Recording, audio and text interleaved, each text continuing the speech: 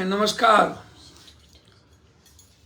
गलती पर गलती, गलती पर गलती, गलती पर गलती और अपनी गलती को छुपाने के लिए ना जाने कितने सच को बलि का बकरा बना देना है। एक गलती नासूर कर देता है जिंदगी को। हमसे बहुत पहले हमारे आनंद मूर्ति जी गुरु ने एक बात हमसे कही थी, आपसे मैं कुछ मांगना चाहता हूं, आप हमें दोगे? मैंने कहा बाबा सब कुछ आपका है, मेरी जिंदगी आप सब कुछ ले लो। उन्होंने कहा था कि आप अपना अहंकार मुझे दे दो। बस अहंकार का विसर्जन हो गया तो समझो दुनिया का निर्माण हो गया। इन नेताओं के भीतर अहंकार भरा होता है, माथे पर होता है, सर पे होता है। अहंकार के कारण ये सब लोग या रावण, यजीद, कंस, दुर्योधन बने होते हैं। इन लोगों को विनम्रता से कोई लेना देना नहीं, बस सत्ता और सियासत में मशगूल हो जाते हैं। मैंने पहले भी कहा था कि सत्ता का चरित्र शोषण का होता है, और तब जब जनतंत्र कमजोर हो जाए, जाति धर्म मजहब में बढ़ जाए, हिंदू मुसलमान में बढ़ जाए, भगवान भाग किस्मत के सहारे जीने लगे, जब देश गरीबी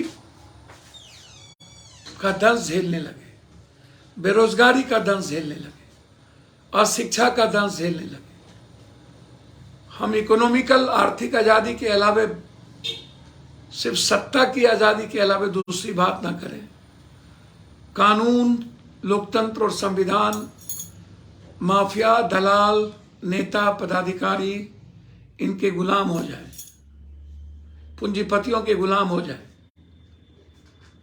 आम आदमी तक कानून ना पहुंच पाए, तो फिर आवाज दब जाती है। क्रांति तो ना कभी फ्रेंच आंदोलन यहां हुई, ना इंडस्ट्री आंदोलन हुई। वैसे भी हमारे जीन में सत्ता में समझौता है, समझौता का कैरेक्टर नहीं होता, तो किसी भी कीमत पर मरते दम तक 700 साल मुगल शासन नहीं कर पाते, 200 साल अंग्रेज शासन नहीं कर पाते, और ये पॉलिटिशियन, माफिया, दलाल ब्लॉक से लेके ऊपर तक, नीचे तक शासन नहीं कर पाता। सीआरपीसी न्याय के जगह अन्याय नहीं करता। ईडी, आईबी, सीबीआई और क्षेत्रीय एजेंसी, स्टेट की एजेंसी हमारे लिए नासूर नहीं होती। सारी एजेंसी, मुख्य कानून जैसा पीएम चाहेंगे, सीएम चाहेंगे वैसा होगा। जिसकी लाठी उसकी भैंस। बंदर के हाथ में यदि दे दीजिए तो सब कुछ समाप्त। बिना संघर्ष के, बिना किसी लंबे सफर के, बिना किसी एजुकेशन के, यदि आप अच्छे एजुकेशन के, बिना किसी अच्छे परवरिश के, यदि आप किसी विरासत के आधार पर आपको कुछ मिलता है, तो फिर वो मानवता के लिए नासूर बन जाता है। तमिलनाडु की घटना लगातार, गोपालगंज से लेकर के मधुबनी के अंड्राठारी, जहां जयकुमार की मौत हो गई है, गोपालगंज में मौत हो गई, वहां के डीएम हमको मैसेज करते हैं कि बेंगलोर में लाश मिली है। मैं बार बार चैलेंज किया हूं, मैं बार बार कह रहा हूं कि वो क्या यह सिर्फ संजोग है कि लगातार मौत तमिलनाडु के मजदूरों की अलग अलग जगहों पर अलग अलग घटना में हो रही है। कहीं आत्महत्या, कहीं ट्रेन, कहीं आपसी रंजिश। उत्तर प्रदेश, झारखंड के मंडल, कोडरमा, जमुई, देसरी, गोपालगंज, ये तो लगभग लाश को वहां दबाए जा रहे हैं। केस में एफआईआर लॉन्च नहीं हो रहा है। पोस्टमार्टम रिपोर्ट नहीं मिल रहे हैं। यह भी संजोग है कि सब एक ही साथ हो रहा है और सब हिंदी भाषी लोगों के साथ ही हो रहा है। कुछ दलाल पत्रकार की बात मत करिए। ये दलाल पत्रकार, जातिवादी पत्रकार लोग जो हिंदू मियां को गाली देते हैं, जातिवादी पत्रकार है, हम उसकी बात नहीं करेंगे। जो कंप्लीट निष्पक्ष हो,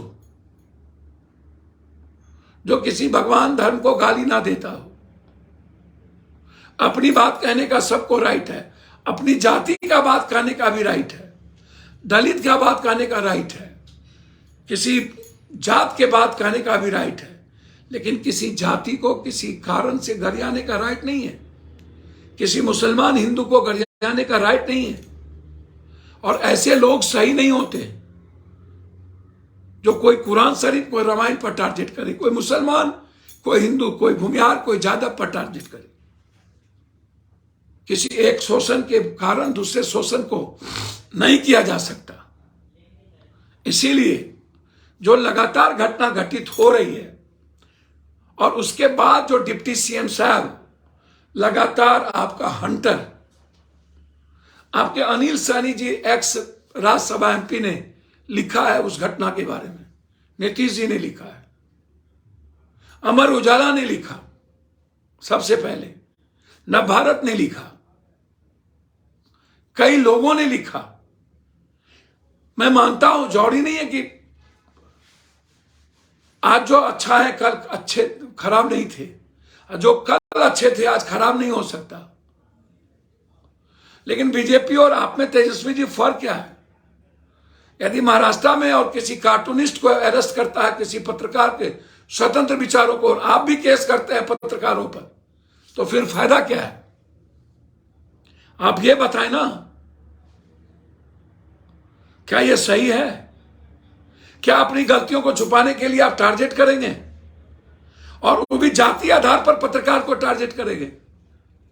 मैं इसके विरोध में हूं, मैं इसके पक्ष में नहीं हूं। जाति आधार पर पत्रकारों का आपकी कोई भी आलोचना करे, आपके खिलाफ कोई हो सकता है, इसका मतलब वो लोकतंत्र के खिलाफ नहीं है। व्यक्ति के खिलाफ होने का मतलब संविधान का खिलाफ नहीं। पप्पू यादव के खिलाफ होने का मतलब जादव का खिलाफ नहीं। पप्पू यादव का मतलब जादव नहीं हो जाएगा। जादव से पप्पू यादव है, पप्पू यादव से जादव नहीं है। आप लोगों ने ठेका ले लिया है कि हमसे जादव है। तेजस्वी जी, इतना ही अहंकार है ना, तो जादवों को लाठी उठाना और लाठी चलाना बंद करवाइए। है हिम्मत, उसको कहिए दूसरों को तंग ना करे, राइफल की गोली ना चलाए। नौगछिया में अभी चेयरमैन ने गोली चलाया। है हिम्मत आपकी बोलने के? लगातार कई जगह सबसे ज्यादा पीटे जाते हैं जादव, मारे जा रहे हैं जादव, और लगभग घटना जादव के दबंग लोग कर रहे हैं। आप रोकते क्यों नहीं? आप इस पर काम करिए ना। आप पलायन ना हो, उस पर काम करिए ना। फैक्ट्री खुले, आपके ही राजद के पास तो फैक्ट्री है, खोल दीजिए सारी फैक्ट्रियां। है हिम्मत तो पलायन को रोक दीजिए। है, चैलेंज करते हैं हम आप सबको। है हिम्मत तो रोकिए। नई फैक्ट्री जब तक खोलते हैं मनरेगा की चीजों को बढ़ा दीजिए। मैं चैलेंज करता हूं आपको। कोरोना में आने के बाद रोक क्यों नहीं लिए? क्यों जाने दिए? और गया तो लौटा क्यों नहीं लेते हैं? और मैं आपसे कह रहा हूं कि लगातार यह घटना घट क्यों रही है? अफवाह के कारण इतनी बड़ी बात नहीं हो सकती। लोगों ने डर देखा है तब चले। अब जहां से लोग आए वहां जाते क्यों नहीं है? अररिया में डैगर खा के जो लोग आए, वो गांव में जाइए, पूछिए कि कैसे मारा उसको डैगर। वो भी गलत है, जिसको डैगर मारा गया। और उसके बाद आप गलत तरीके से अपनी बातों को सही ठहराने के लिए पत्रकारों पर केस करेंगे। हमको भी पत्रकार लोग गाली देता होगा कभी न कभी, किसी न किसी बात पर। हमने आपको कहा हमको गाली गलौज? किसी ने कहा एक नौटंकी ने छपरा की घटना में एक व्यक्ति ने, जिसका कोई मुराद नहीं, उस फालतू, जिसकी जिंदगी हम बचाए, वो फालतू बात कर रहा था, हमने केस की, हमने उनको डराया। क्या हम नहीं लड़ सकते हैं? क्या हमको ताकत नहीं है उसके खिलाफ खड़े होने की? लेकिन नहीं, आप ताकत से किसी से नहीं लड़ सकते, ना जीत सकते। गोली मकसद नहीं है। एक गोली एक आदमी को मारेगा, तेजस्वी जी, और यह हाथ लाखों को प्रणाम करेगा। एक तो एक मोहल्ले को उजाड़ सकता है, लेकिन एक सोच पूरे देश को बना सकता है। बनाइए ना। और एक आग्रह है, जो आपके खिलाफ हो जाए या किसी सत्ता और सीएम के खिलाफ हो जाए, पीएम के खिलाफ हो जाए, वह लोकतंत्र का, संविधान का दुश्मन नहीं हो सकता, वो कानून का दुश्मन नहीं हो सकता। इसीलिए केस करना वापस बंद करिए और जाइए जहां जहां से लोग आ रहे हैं। गोपालगंज आपका है ना, कल मैं जा रहा हूं, आप वैसे भी मर के आए तो दे दीजिए 20-20 लाख रुपया और इंक्वायरी बैठा दीजिए। आप मुख्यमंत्री जी से बोलिए कि सीबीआई इंक्वायरी कर दे, गलत सही का पता चल जाएगा। और तेजस्वी जी, जो आत्महत्या की बात आई है ना, कि फांसी लटका लिया, उसके फुटेज होंगे ना। पहला चैलेंज मैं कर रहा हूं। दूसरा, अररिया को जो डैगर लगा, उसके फुटेज देख लीजिए। और डीएम कह रहे हैं आपके गोपालगंज में लाश मिले, बेंगलोर में। तो काम जब यहां कर रहा था कर्नाटक में, एक दिन पहले उसका मोबाइल लोकेशन देखिए, कितने घंटे पहले था तमिल में, और कितने घंटे बाद उसका मोबाइल लोकेशन कहां चला गया। जांच का विषय है या नहीं? जो वो कह देंगे हम मान लें। तो प्लीज मैं हाथ जोड़ता हूं, पैर पकड़ता हूं, प्लीज लोकतंत्र को जिंदा रहने दीजिए, विचारों की स्वतंत्रता रहने दीजिए, अभिव्यक्ति की आजादी से जीने दीजिए।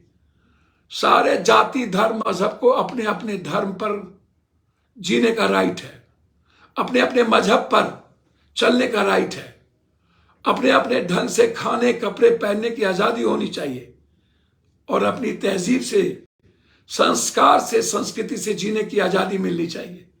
यदि इस कंट्री में बोलने की, चलने की, आवाज देने की आजादी ना हो, तो फिर गृह युद्ध की स्थिति होगी, युद्ध होगा। और यदि आप ऐसे करते रहेंगे तो मैं हर पत्रकार के साथ खड़ा होऊंगा। हिम्मत है तो हमको आप मरवाइए और हमको जेल में भिजवाइए, मैं तैयार हूं। आपके कोरोना में भेजे थे ना जेल हमको, कि नहीं भेजे थे? 5 महीना हम जेल में रहे थे ना, हम फिर रहेंगे 5 महीना जेल में। लेकिन बिहार और बिहारियों को मरने नहीं देंगे। और अब मैं जा रहा हूं अगला सप्ताह तमिलनाडु। मैं एक एक घर, एक एक जगह जाऊंगा। जब तक आप नेताओं को नंगा नहीं करूंगा, आप चैन से नहीं बैठेंगे। बहुत बहुत धन्यवाद, नमस्कार।